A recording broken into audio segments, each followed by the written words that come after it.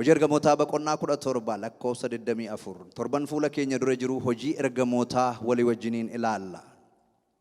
Mootummaan Waaqayyoodhaa, iji mootummaa Waaqayyoo Galiilaatii ka'ee handhuura biyya lafaa attamittiin akka inni Roomaa ga'e. Hojii hafuurri qulqulluun kana keessatti hojjetu yookaas immoo adeemsa waldaa kiristaanaa jalqabaarraa, qajeelfama waldaa kiristaanaa jalqabaarraa attamittiin warri fandiin qabne qurxummii qabduun hojii mootummaa Waaqayyoo Galiilaatii jalqabe handhuura biyya lafaa addunyaa mataa addunyaa Roomaadhaan akka isaanitti ga'anii torbanoota fuula keenya dura jiru kana bal'inaan walii wajjin ilaallaa. Har'a waanuma gabaabaa dubbanneetu sagantaa keenya gara goolubootti geessina. Hojiin ergamootaa boqonnaa 17 irratti dubbii Phaawulos beektota Ateensiif dubbate keessaa muraasa lakkoofsa 24 amma 26 isa jiruun dubbisa. Akka jedhe Phaawulos, Waaqayyo biyya lafaa kanaa isa keessa jirus hundumaa kan uume Gooftaa Waaqaatiif lafaati. Inni galma harki namaa ijaaretti hin galu. Ofii isaatii sanyii namaa hundumaa fi jireenyaa fi qilleensa kan isa barbaachisu hundumaa in kenna. Kanaaf harki namaa kan isaaf hojjechuu danda'u wanti isaaf barbaachisu hin jiru. Sanyiin namaa hundumaa namicha tokkicha irraa argamanii irra lafaa hundumaarraa akka jiraatan godhe. Bara isaaniitti iddoo taa'umsa isaaniitti daarii godhe. Tadureen keenya kanaa afaan Oromootiin bareechee nuun jedhu appointed time and a boundary. Yeroo muramaaf daangaa muramaa dhala namaa hundumaaf isatu kenne jedha Phaawulos. Itti fufee sababanni kana godheef immoo dubbata. Booddee laallaa iddoo lama laallaa kan biraan kanaa wajjin kan deemu lallaba abbaan lallabaa ogeessi Solomoon immoo akka jedha. Lallaba boqonnaa 9 lakkoofsa 11 irratti ogummaa isaatiin jireenya dhala namaa yeroo observii godhuu wantoota dinqu dubbata. Akka jedha, amma ani aduu jalatti waan tokko nan arge. Innis isa fiiganii nama dura bu'uu dadhabani. Fiigicha danda'a garuu nama dura hin bu'u. Dandeettii fiiguu qabaa, muuxannoo fiiguu qabaa, poteenshaalii fiiguu qabaa garuu takkaadhuma nama mo'een beekne na dhibaayedha. Lammaffaa lolanii mo'uu dadhabuudha. Akka itti lolan beekaa, tooftaa lolaa beekaa, militarii saayinsii sirriitti nama beekuu garuu lolee mo'ee nama hin beekne. Ogeessa ta'anii buddeena dhaban. Ogeessa ogummaa guutuu qaba garuu hir'ina jala nama jiraatu. Abshaala ta'anii sooromuu dadhabuu. Abshaala sistema beeka garuu hoomaa nama hin qabne. Inni kun na dinqaa'edha. Waa hojjechuu utuma beekanii jajamuu dadhabuu. Waa hin hojjetaa, waa hin godhaa, recognized ta'ee nama hin beekne. Jajamee nama hin beekne. Isaan kana hundumaatiif jedheetu hojii ergamootaa boqonnaa 7 lakkoofsa 26 irra jiru wal fakkaata. Isaan kana hundumaatiif ammas afaan Oromoo keenyaa gaarii godhee nuun kaa'u yeroo tokkichaa fi wanta tokkichi in dhufaa jedha.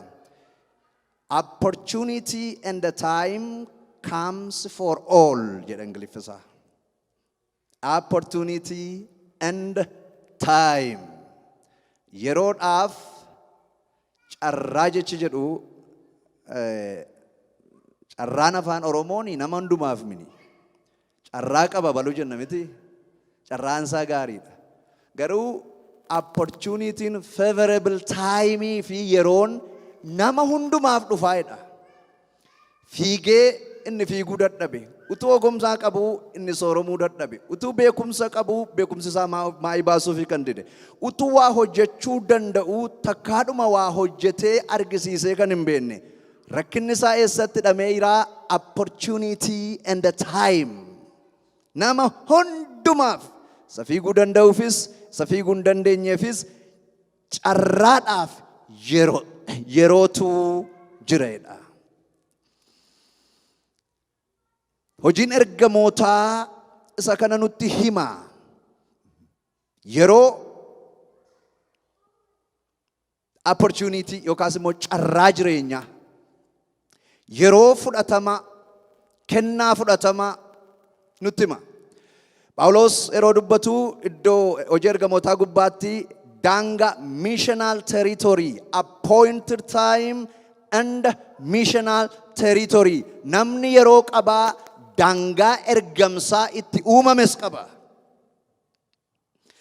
Kanaaf egaa lallabaan yeroo rakkina namni fiigee mo'uu dadhabuu beekumsa qaba hoomaa hin qabne abshaala garuu hin sooromne waa gochuu danda'a garuu mul'atee jajamee hin beekne sababa isaa yeroo jalloota kana hundumaatii fi time and opportunity come for all. Dureen keenya yeroodhaaf ergamsa. Carraa jechuurra ergamsa, time and the mission. Dhalli namaa yeroo qabaa, daangaa ergamsaa qaba, missional territory qaba. Kanneen kana keessatti jiraachuu dadhabuun ammam yoo beekan illee, ammam yoo ogeessa ta'an illee, ammam yoo fiiguu danda'an illee, isaan kun lamaan wal duukaa yoo namaa hin adeeman ta'ee jireenyi maa'ii akka hin baafne ogeessi kuni dubbata.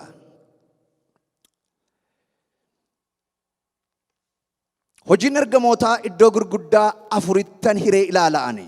Hojii ergamootaa. Inni tokkoffaan yeroo ergamsa dhaloota yeroodhaaf ergamsi sun kennameef. Hojiin ergamootaa Yerusaalem Yihuudaatu jira. Yerusaalemiif Yihuudaan abbaa qaba. Abbaan Yerusaalemiif Yihuudaan yeroodhaa wajjin muramee kan inni kennameef Phexrosiif Yohaannisi fi isa jala warra hiriiranidha. Missional territory isaa beeka Phexrosi, Yohaannisi yoom akka dhaabatan beeka. Amma daangaa ergamsa isaanii bira ga'anitti samaa'iin gadi roobee du'i irratti hiriiree takkaduma jara kana dhaabuu hin dadhabne. Gaafa yeroon isaaniif daangaan ergamsa isaanii dhume garuu akka kamittuu adu'anii fixanii deemanii.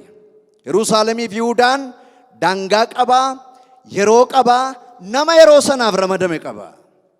Edda isaan Yerusaalemiif Yihuudaa fixanii ergamsi taanee jiru Samaariyaa jedhama. Samaariyaan abbaa qabaa, yeroo qabaa. Abbaan isaa Filiiphisiyoos jedhama.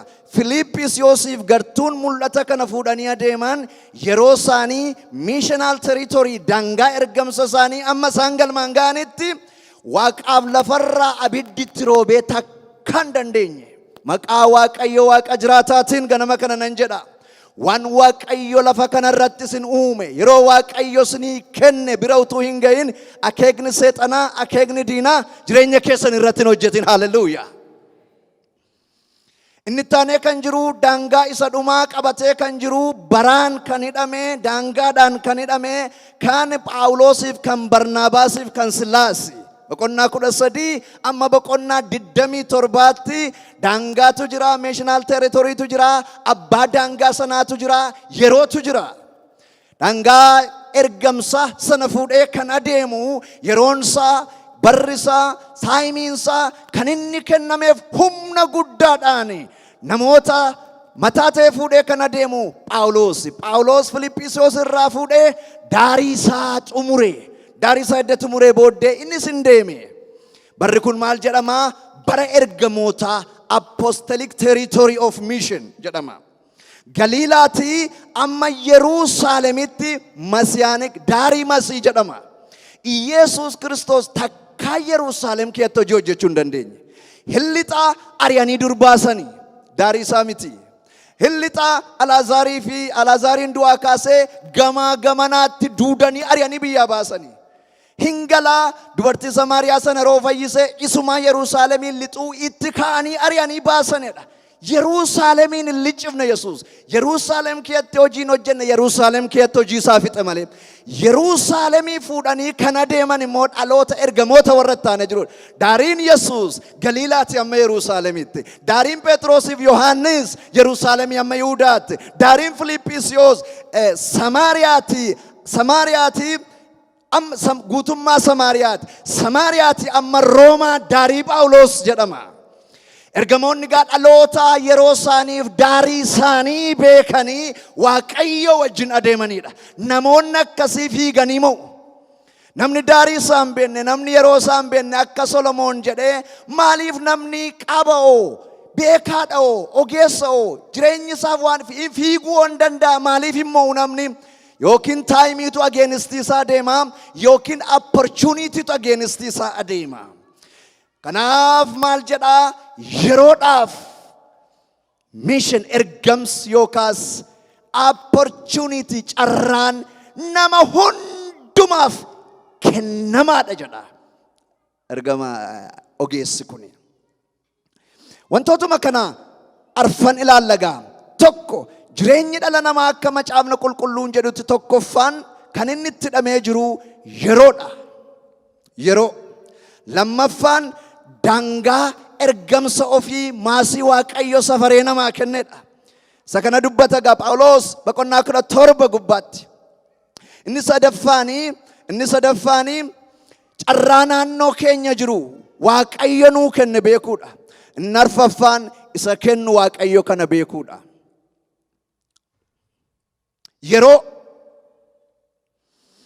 Yeroon Phexros yeroo Phaawulos miti. Yeroon Filiphisiyoos yeroo Phexros miti. Yeroon ergamootaa yookaas immoo eejjiin ergamootaa eejjii dhaloota sattaanee jiru miti. Yeroo muree namaa kenne Waaqayyo. Yeroo muree namaa kenne jedha Phaawulos. Daarii muree namaa kenne jedha. Waaqayyo lafanni muree nuu kenne hunduma isaa kan keenya akka qabannu barbaada. Waa'ee yeroo sagaleen Waaqayyo akkas jedha. Luqaas boqonnaa 19 lakkoofsa 41. Jireenyi yeroo wajjin deema. Yesuus itti dabalee mandaraa Yerusaalem yemmuu arge in boo'e. Har'umallee ati nagaadhaaf kan siif ta'u utuu beekte attam gaariidha. Har'atuu beekte guyyaan itti diinonni kee dallaa sitti ijaaran si marsan karaa hundumaa si cunqursan sitti dhufuuf jira. Har'uma time yeroon kun maal akka ta'etu beekte. Yerusaalem maaliif rakkatani? Maaliif dhaloonni isaanii dhumani? Yeroo miisii godhani. Yeroo Waaqayyotti adeemu. Hojii Haagee boqonnaa 1 lakkoofsa 1 akka jedha. Dubbiin Waaqayyoo gara Haagee raajichaa gara Zarubaabel ilma She'aalaat isa biyya Yihuudoota bulchuu akkasumas gara Iyyaasuu hangafa lubaa ilma Yoozaadiqin dhufe. Waaqayyo gooftaan maccaa sabni koo yeroon mana qulqullummaa Waaqayyoo itti ijaaramu hin geenye. Saayitiin kun saayitii isaa miti jedha. Okay. Skeejuula meesii godhanii. Time framii Waaqayyoo ala functionii godhu. Yeroodhaadha Waaqayyo. Ani immoo gaaffii tokkoon isin gaafadhaa jedha. Taanee akkas jedha.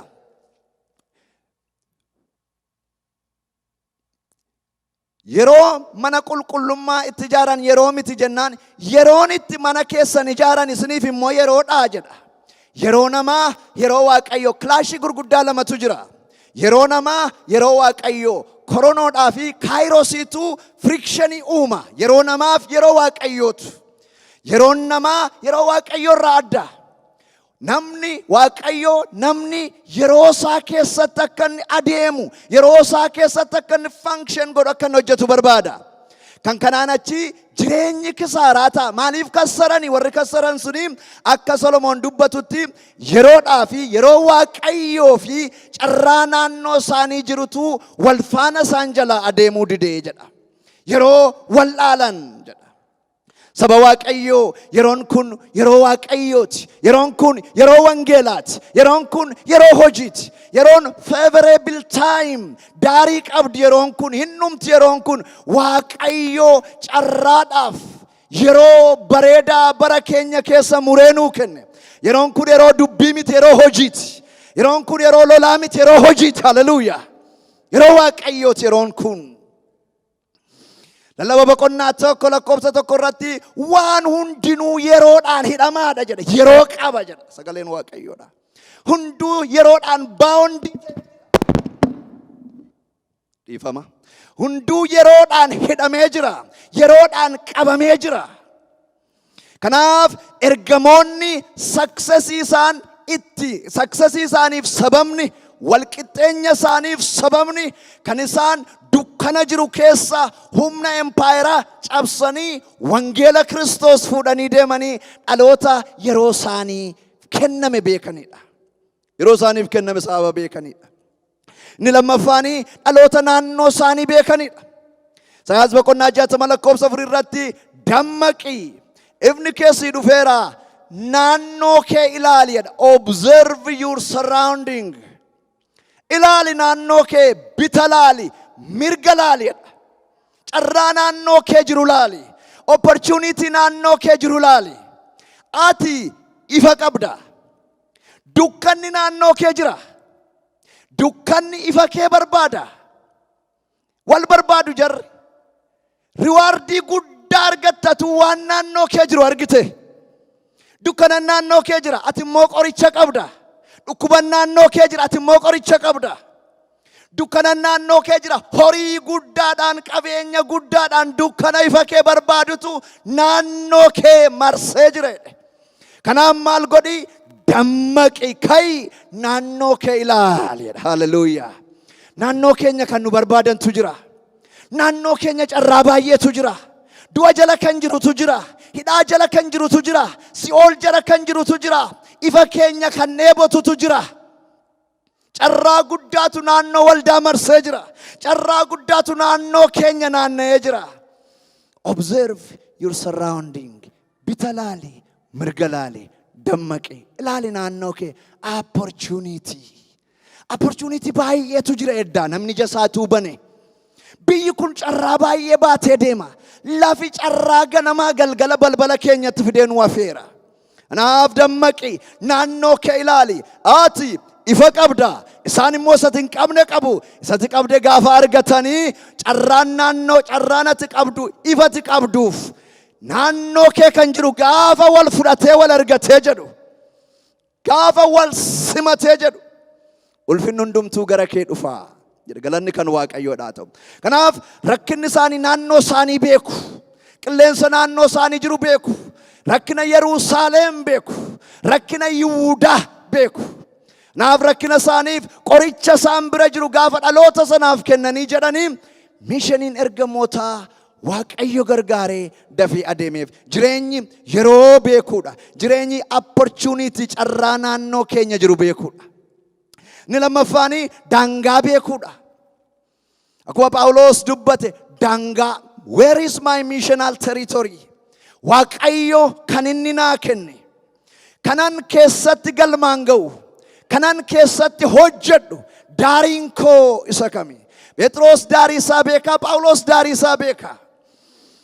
Filiphisiyoos daarii isaa beekaa. Waaqayyo dhala namaaf daarii kenne. Daangaa kennedha. Waldaan humna wangeelaa missional territory qabdi. Daangaa keenya gaafa beennee jennu tokkoffaa overstressii hin taanu. Garmalee hin cinqabnu.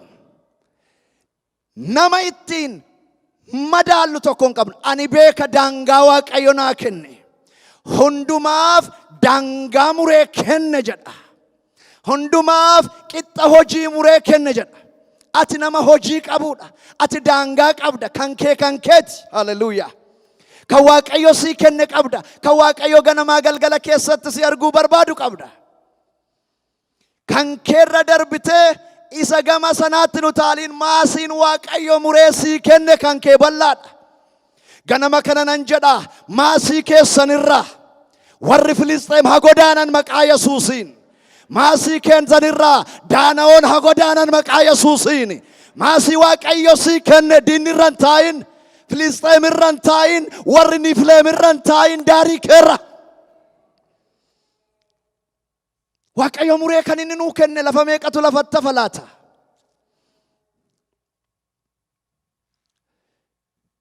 yeroo darbee obboleessa beektuu nama keenyaa IT beekamaadha biyya kana keessatti. Hojiin IT kun biyya keenyatti baay'ee barbaachisaadha addana caalaa. Biizinasii guddaa ta'a dhalootaafis eebbataa maaliif biyyatti yaaddanii ittiin jennaan akkasnaan jedhe. Yaanneerra garuu hin danda'amu jedhe. Maaliif jennaanii rakkinni biyya keenyaa jedhe. Qooqa kompiitaraa gajjallaa kanaa utuu hin ijaarin qixxa Chaayinaaf Ameerikaan amma jirtu irratti investii gochaa jiru jedhe.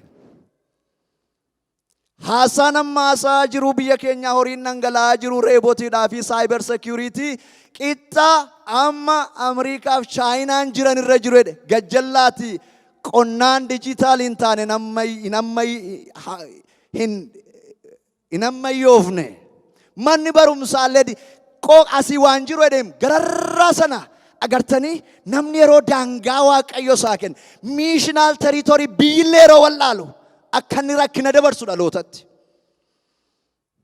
Kanaaf dadhabnee dhiifnee naan jedhe. Obboloota ko waaqayyo eessa muree nuu kenne laata?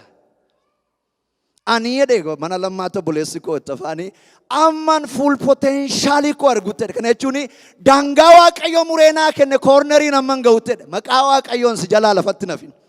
Haleluuyaa galanni kan waaqayyo haa ta'u. Maasii waaqayyo nuu kenne bal'aadha. Daarii waaqayyo nuu kenne bal'aadha. Kun kan keeti. Kun kan keeti.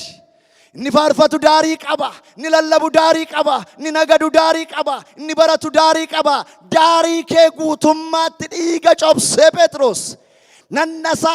Nannasaa kenne aarsaa baasee fannifamee ari'atamee reebamee daarii isaa ga'e Phexros. Waaqaa Yesuus Kiristoosiin daarii kee malee hin duutu. Haleluuyaa galanni kan waaqayyo haa ta'u. Kanaaf daangaa waaqayyo sararee nuu kenne. Waldaa humna wangeelaaf waaqayyo miishinaal teriitorii kenneefi keessatti eegaa jiru qaba. Biyya keetti eegaa jiru qaba. Safara keessatti eegaa jiru qaba. Lafatti argaa jiru qaba.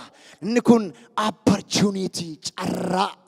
Favorable time and the mission and the time jedhama. Isaan kana wal fudhachiifnee yeroo adeemnu waaqayyo nu eebbisa.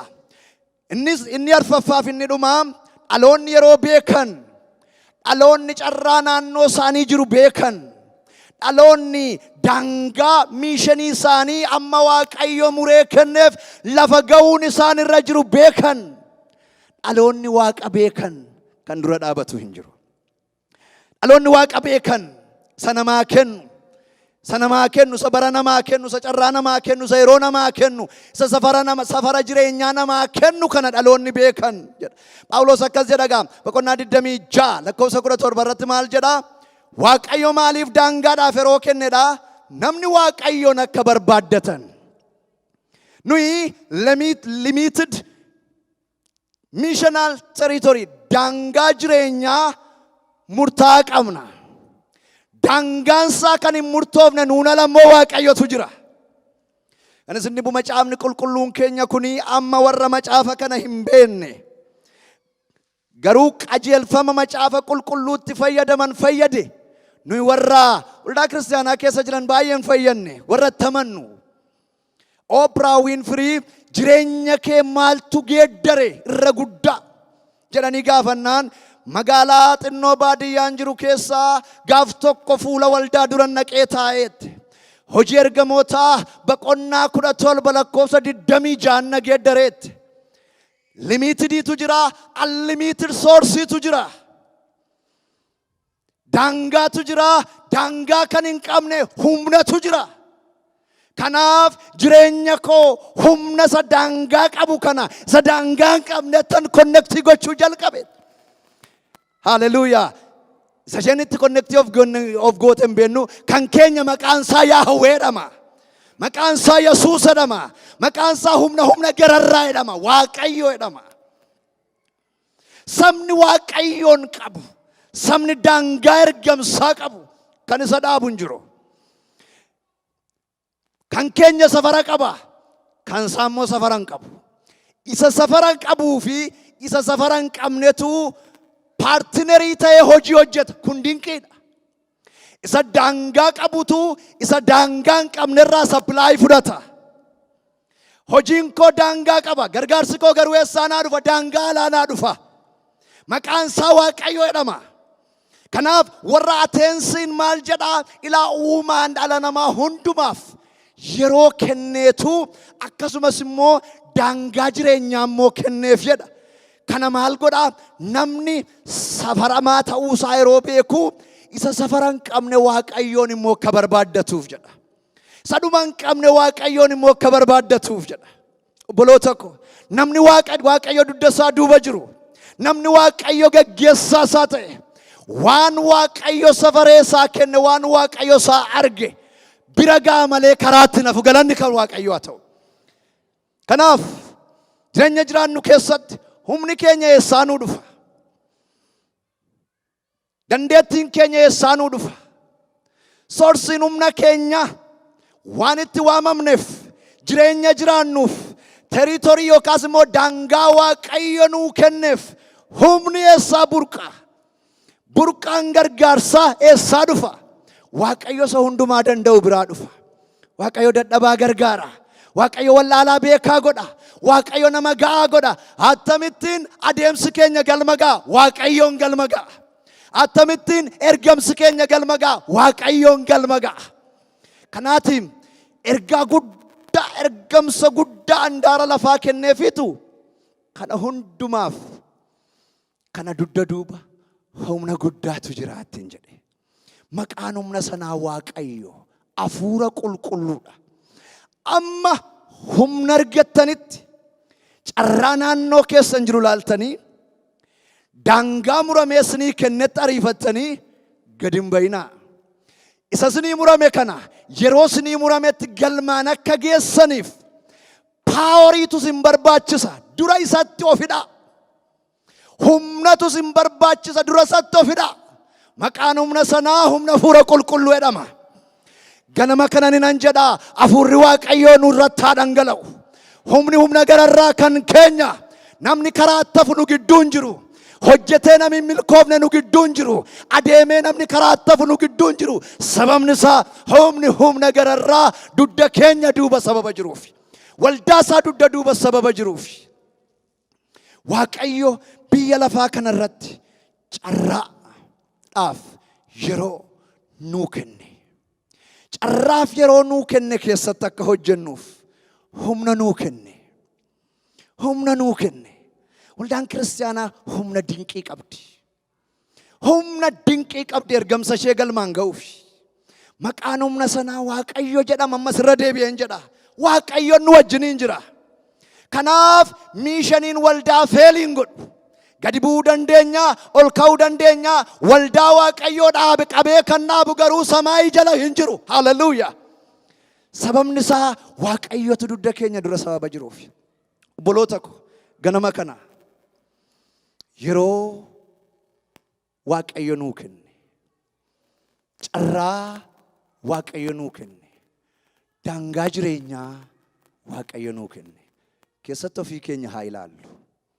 Time, opportunity, time. Isaan kun wal duukaa adeemu, wal qabatanii adeemu. Yeroon kun, it is the missional time. Yeroo miishaniiti, yeroo hojiiti, yeroo adeemuuti. Maqaa Gooftaa Yesuus Kiristoosiin yeroo keenya daana'oon hin nyaatin, yeroo keenya seexanni hin nyaatin, yeroo keenya biyyi lafaa hin nyaatin. Yeroon kun hin sokkiti. Yeroon dinqiin tokko nama hundumaaf jirtidha. Nama kanatu wal caalchisa. Time of opportunity wal qixa nama hundumaaf dhufedha Salomoon. Hundumaaf.